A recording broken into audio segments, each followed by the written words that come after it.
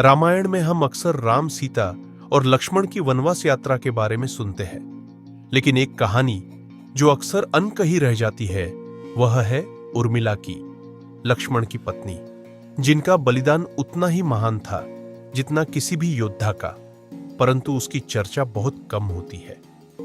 जब राम को 14 वर्षों के वनवास के लिए भेजा गया, लक्ष्मण ने बिना सोचे समझे निर्णय लिया कि वे अपने भाई और भाभी की सुरक्षा के लिए उनके साथ जाएंगे। लक्ष्मण की इस यात्रा के कारण उर्मिला अयोध्या में पीछे रह गई। नवविवाहित उर्मिला ने यह देखा कि उनका पति राम और सीता के साथ जा रहा है और उन्होंने यह समझ लिया कि उनके पति का कर्तव्य सबसे पहले आता है। लेकिन इस यात्रा में केवल लक्ष्मण का ही नहीं, बल्कि उर्मिला का भी एक अनसुना बलिदान शामिल था।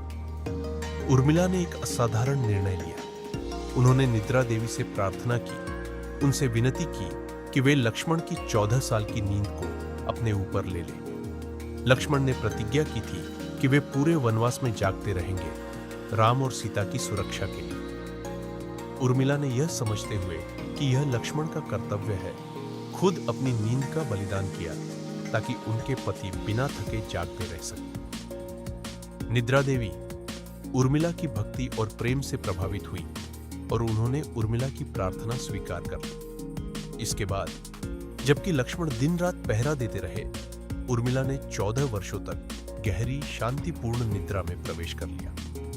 लक्ष्मण ने राक्षसों से युद्ध किया, आश्रय बनाए और बिना पलक झपकाए राम और सीता की सुरक्षा की।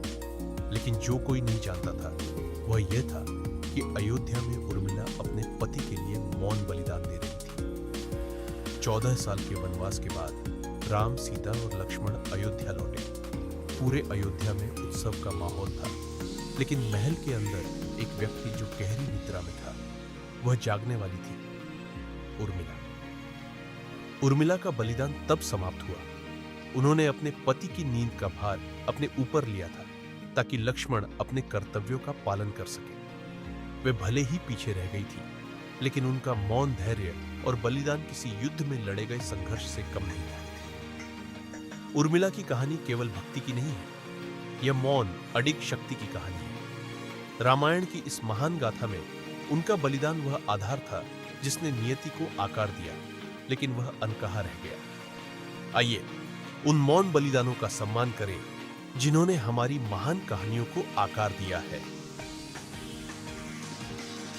रामायण और महाभारत की और भी अनकही कहानियों के लिए सब्सक्राइब करें।